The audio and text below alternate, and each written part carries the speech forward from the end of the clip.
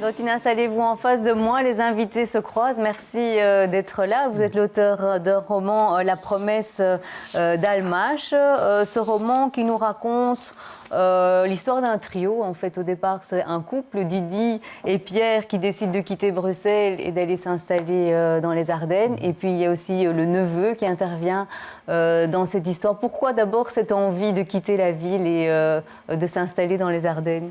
Parce que j'ai pris un couple qui est originaire de Wallonie et qui voulait retourner en Wallonie après avoir travaillé pendant à peu près 25 ans à Bruxelles. L'homme, du moins. La dame ne travaille pas, elle reste cloîtrée dans son appartement. Elle ne sort pas beaucoup.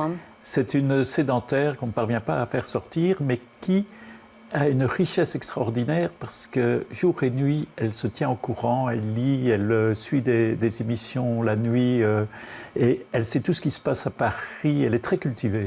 Et c'est un couple qui vit un petit peu en dehors des convenances. Déjà, ils n'ont pas d'enfants et voilà, donc ils commencent malgré tout à être âgés et tout ça, mais ils sont très ouverts.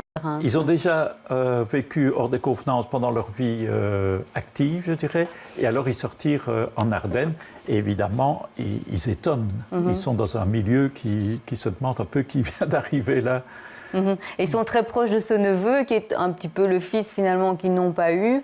Et puis à un moment, ce bonheur, cet équilibre va se rompre avec le décès de Pierre. Et Didi se retrouve seule dans cette grande maison. C'est ça. C'est pas un couple fusionnel, mais c'est un couple complice. Et ils se connaissent. D'ailleurs, à un certain moment, au début qu'ils s'installent, le mari travaille encore un petit peu, il passe la semaine à Bruxelles, il revient le week-end. Et alors, il y a un neveu qui vient leur dire bonjour. Il aime la moto, donc il aime bien aller faire des grandes balades dans les Ardennes. Et il y a une complicité aussi qui va entre la tante et le neveu qui va s'installer. Et en fait, le livre, il commence par une promesse. C'est d'ailleurs le titre de ce livre, parce que Almash, c'est l'hostellerie d'Almash, c'est là où il s'installe.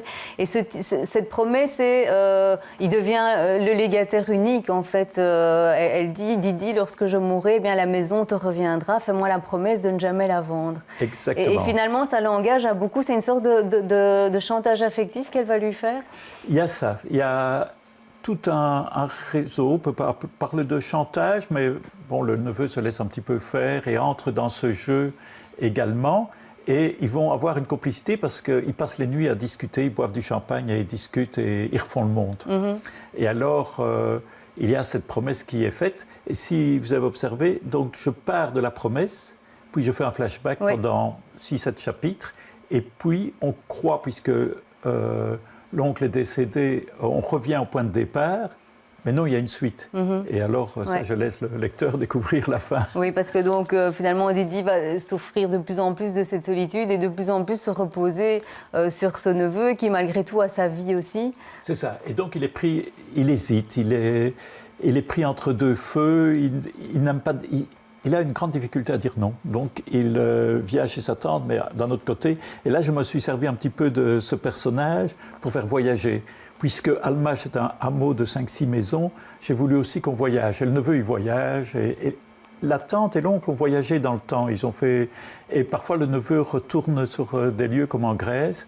Et je parle aussi du voyage parce qu'au départ, moi, j'étais un peu un écrivain. Vous êtes un baroudeur aussi. J'étais un écrivain du voyage, j'ai écrit un livre, Patagonia, etc., sur l'Amérique latine. Est-ce qu'il y a un peu de vous dans ce neveu qui s'appelle Arthur? Il est prof de lettres. Vous aussi, vous êtes prof de philosophie et de lettres. Vous y avez mis de vous dans ce personnage? Oui, au départ. Au départ, ce livre a une histoire.